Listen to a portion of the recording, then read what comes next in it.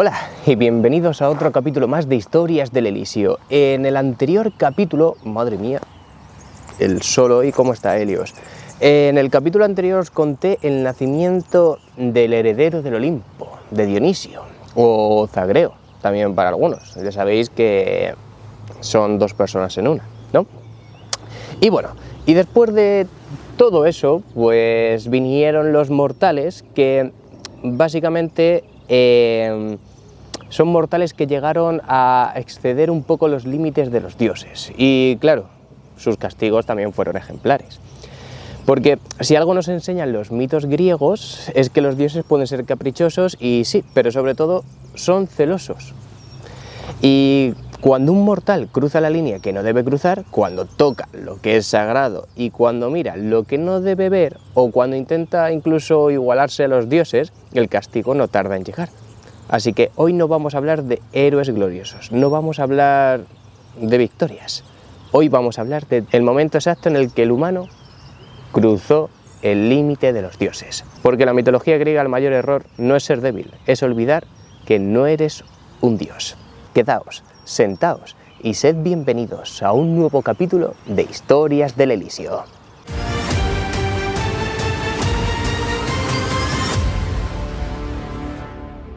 Bueno, empecemos por el principio, como cualquier historia, ¿no? Ya sabéis que os conté hace dos capítulos la casa de Cadmo, ¿no? Su historia de Cadmo, cómo acabó convirtiéndose en serpiente junto con su mujer y bueno, acabaron muriendo juntos y todo ese rollo. Como os comenté, la casa de Cadmo tenía una maldición, porque claro, al matar al dragón de Ares, pues Ares le puso una maldición a Cadmo y como consecuencia a toda su familia. En este capítulo os voy a contar cómo acabó básicamente toda esa maldición con respecto a toda esa familia. La casa de Cadmea fue una de las dinastías más importantes del mundo griego. ¿Por qué? Porque primero Cadmo fue el fundador de Tebas y el portador del alfabeto, ¿vale? Y luego su familia fueron cruciales en la construcción de Grecia. Así que básicamente la familia de Cadmo casi montó todo a Grecia. Casi. Pero muchas de las grandes casas venían con maldición incorporada. El asesinato del dragón acuático, como os he contado antes, permitió levantar la ciudad, pero proyectó la maldición también sobre Aries. Las parcas raramente permiten gloria y triunfo sin acompañarlos de sufrimiento y penas. Autónoe era una hija de Cadmo. Tuvo un hijo, Acteón, de un dios menor llamado Aristeo, muy venerado en Beocia, ¿vale? O sea, a Aristeo muchas veces se le conocía como el Apolo de los campos, ¿vale? Aristeo es el dios de la apicultura, si no me equivoco. Entonces, como muchos de los últimos héroes, Acteón fue educado e instruido por el genial y sabio centauro Quirón. Sí, Quirón era inmortal hasta un momento de las historias que os voy a contar mucho más adelante. No sé cuánto queda, pero ya os diré. Pero sí, Quirón básicamente entrenó y enseñó a media Grecia, o medio mundo. Creció y se convirtió en un cazador y líder admirado, famoso por su intrepidez en las persecuciones y por la habilidad y la tierna firmeza con la que manejaba sus amados perros. Sí, Acteón tenía una gran jauría de perros.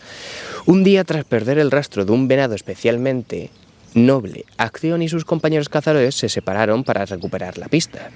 A trompicones, entre unos arbustos, resulta que Acteón se topó con un estanque en el que se bañaba la diosa Artemisa, la diosa de la caza.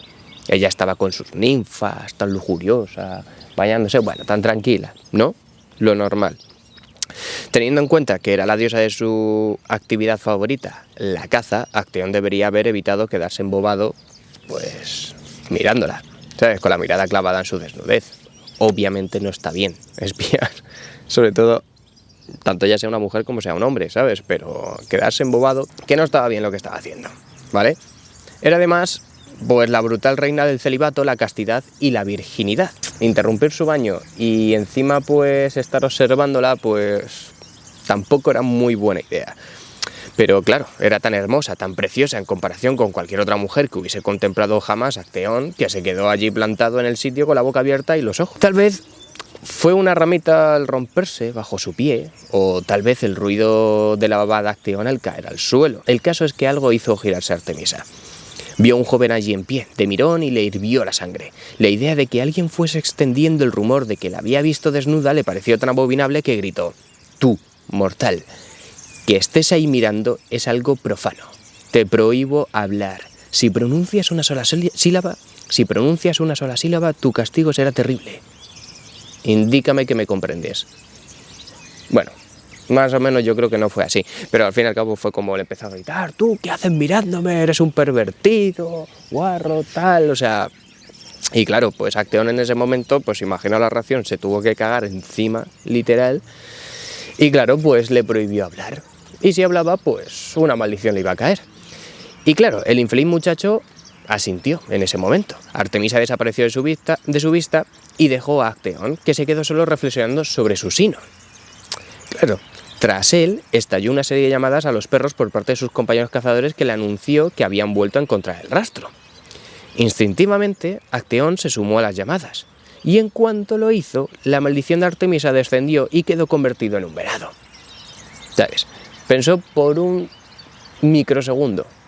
Ya está. Lo demás de repente pues se puso a hablar y claro, en cuanto abrió la boca, ¡pum!, maldición puesta. Así que Acteón alzó la cabeza, ahora pesada por la cornamenta, y galopó por el bosque hasta que llegó a un estanque. Bajó la cabeza al agua y al ver su reflejo soltó lo que debía de ser un gruñido, pero que sonó como un tremendo berrido, ¿vale? En cuestión de segundos, su propia jauría de perros había irrumpido en el claro. El propio Acteón los había entrenado para desgarrarles la garganta a las presas y darse un atracón con su sangre como recompensa. Así que imaginaos a Acteón corriendo como un desgraciado por todo el bosque convertido en venado, mientras que sus perros le perseguían. Cuando las criaturas aullantes y rugientes se abalanzaron sobre él, haciendo chasquear las mandíbulas, este alzó las patas hacia el Olimpo, como si implorase la clemencia de los dioses. O no lo escucharon, o no les importó. Yo creo que básicamente no les importó. Y en cuestión de segundos lo hicieron pedazos.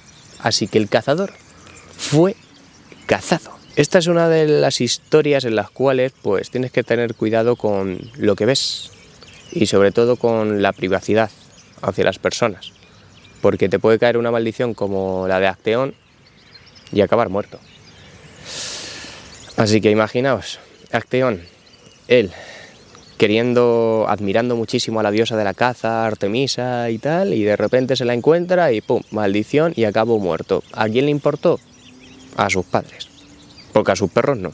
También os digo, os estaréis preguntando, una gran jauría de perros, pues mira, aquí tengo como que son 1, 2, 3, 4, 5, 6, 7, 8, 9, 10, 11, 12, 13, 14, 15, 16, 17, 18, 19, 20, 21, 22, 23, 24, 25, 26, 27, 28, 29, 30, 31, 32, 33, 34, 35, 36, 37. 37 perros que tenía. ¿Os podría decir el nombre de los 37 perros? Sí, pero mejor buscarlo, ¿vale? Además, ¿os va a servir esos nombres como seguro para contraseñas?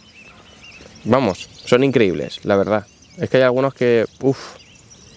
Por ejemplo, hay uno que se llamaba Melaneo o Pterodamante. Hay algunos nombres que están bastante guays. Y bueno, estoy en una ubicación nueva del Elíseo porque aquí es donde tiene Perséfone todas sus mejores plantas, ¿vale? La verdad es que son bastante bonitas. Y es donde más el sol del inframundo le da. Así que, como ya sabéis, Acteón no fue ambicioso y no fue arrogante y no quiso desafiar a los dioses como tal. Sí, hizo algo mal. O sea, su error fue más simple y fue mirar a la diosa Artemisa desnuda. Así que mirar lo que estaba reservado para lo divino, y Artemisa no castiga la maldad, castiga la invasión. Pero no todos los mortales cruzan la línea por accidente, ¿vale? Pero no todos los mortales cruzan la línea por accidente. Algunos lo hacen sabiendo exactamente lo que están profanando.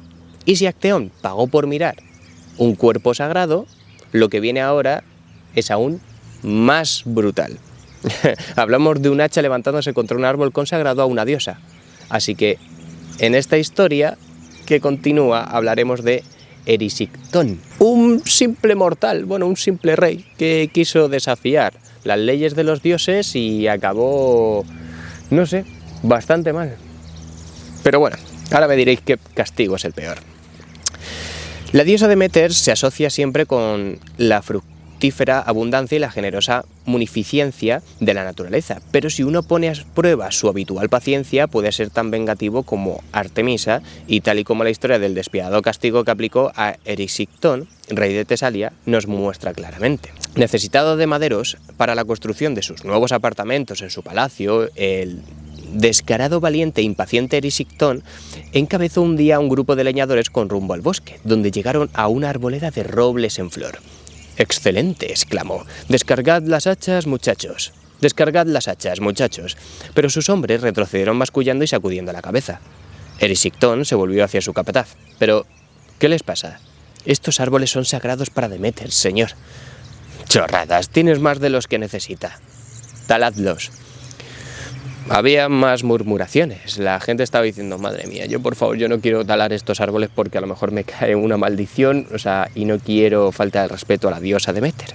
Pero a Erisictón le sudaba el culo, le daba igual.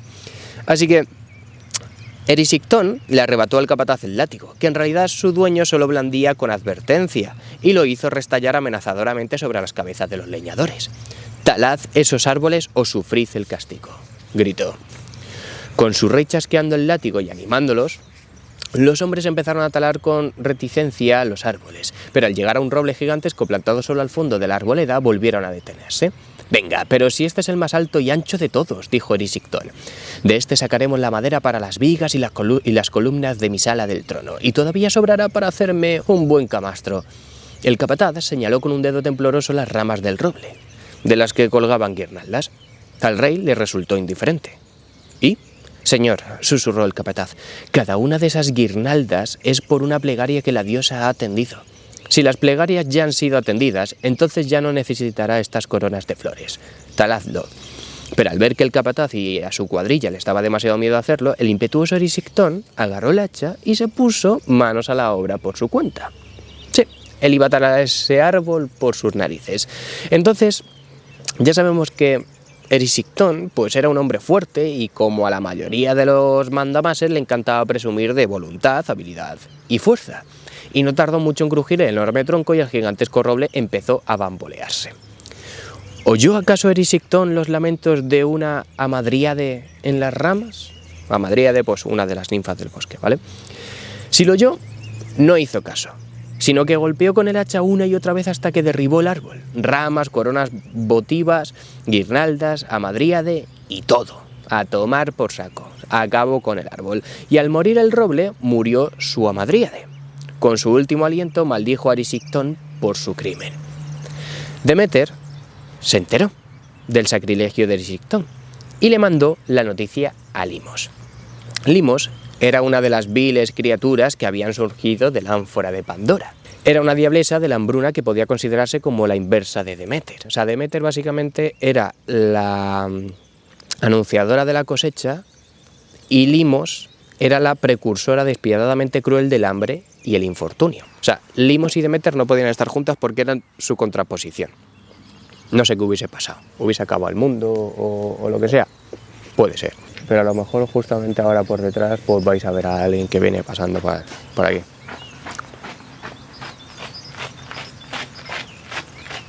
Pues sí.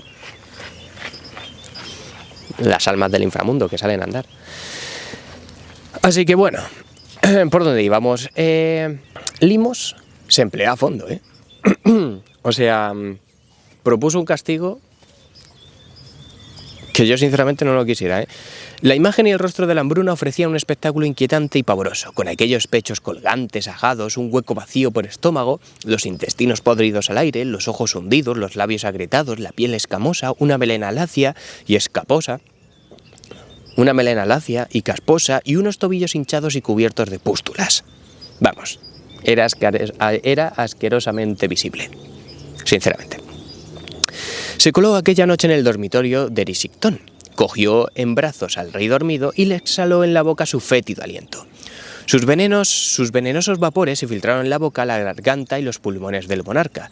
Por sus venas y por cada una de las células de su cuerpo rectó el terrible, insaciable gusano del hambre. Erisictón se despertó en medio de extraños sueños sintiéndose muy hambriento. Sorprendió a su personal de la cocina pidiendo un enorme desayuno. No dejó ni las migas y aún así su apetito quedó sin saciar. A lo largo del día descubrió que cuanto más comía, más famélico se encontraba. A medida que iban pasando los días y luego las semanas, las punzadas de hambre lo atenazaron cada vez con más fuerza. Por más que comiese, no se quedaba satisfecho, ni ganaba ni un solo gramo de peso. La comida funcionaba en su interior igual que el combustible en el fuego. O sea, simplemente quería más y más y más y más y más, y aún así no engordaba y tampoco se saciaba de la comida, provocando que el hambre ardiese todavía con más ferocidad. Por ese motivo, su gente empezó a referirse a él a sus espaldas como Aetón, que significa ardiente. ¿Vale? Porque ¿qué es lo que pasa en una hoguera? Cuanto más combustible le echas, pues más va creciendo, más creciendo, más creciendo, ¿no? Pues quizás fue el primer hombre en comerse su casa y su hogar, ¿vale? Uno por uno sus tesoros y posesiones e incluso su palacio fueron vendidos para comprar comida. Pero aún así no bastó, puesto que nada era capaz de aplacar su apetito colosal. Finalmente llegó a vender a su hija Mestra para conseguir dinero y acallar las incesantes exigencias de su insaciable apetito. O sea, imaginaos que llegó a vender a su propia hija simplemente para satisfacer su necesidad de hambre. Y comparando ya si era peor el castigo que el de Acteón. Se trataba de un acto más artero y menos bárbaro de lo que puede parecer, ¿vale? O sea, la hermosa Mestra había sido amante en su momento de Poseidón y él le había recompensado con la habilidad de alterar su forma a voluntad, que era uno de los poderes del dios del mar siempre cambiante. Y cada semana, Erisictón ofrecía a su hija a un rico pretendiente y aceptaba la dote. O sea, Mestra acompañaba a su prometido a casa, se escapaba bajo la forma de un animal o lo que fuese y volvía con su padre, lista para ser vendida de nuevo a un nuevo e ingenuo pretendiente. También pensad que, bueno, Mestra en esa época pues simplemente quería ayudar a su padre de alguna manera y si esta era la mejor manera para poder ayudarle, pues lo iba a hacer. Que estuviese de acuerdo o no, me da a mí que no. Por una parte creo que no, ¿sabes? Pero ¿qué iba a hacer la pobre Mestra? ¿Que podría haberse escapado transformada en un animal? Pues también lo pienso, sinceramente. Porque no sé cuánto de bueno tendría que ser su padre. Pero incluso este engaño terminó siendo insuficiente para pisotear las horrendas llamas del hambre. Y un día, desesperado, el rey se comió su mano izquierda. Le siguió el brazo, luego el hombro, los pies y los muslos. Y al poco, el rey Erisictón de Tesalia se había comido entero. Así que Deméter y la Madríade ahí estaban vengadas. Así que, pues si Erisictón no murió por una espada ni por una bestia, murió devorado por sí mismo, ¿no? Su castigo no fue inmediato y fue bastante lento, imparable, invisible desde fuera, porque cuando Deméter castiga no destruye el cuerpo, destruye el equilibrio. Y si cortar un árbol sagrado trae hambre eterna, ¿qué ocurre cuando un humano decide que la muerte misma ya no es necesaria? ¿Qué ocurre cuando alguien no solo cruza el límite, sino que intenta borrarlo? Porque hubo un hombre que aprendió a curar y después a sanar. Y después a devolver la vida. Y eso, en el Olimpo, es imperdonable. Y su nombre era Asclepio, el famoso dios de la medicina. Quedaos para un siguiente capítulo, así que nos vemos pronto en un nuevo capítulo de Historias del Elíseo. ¡Hasta pronto!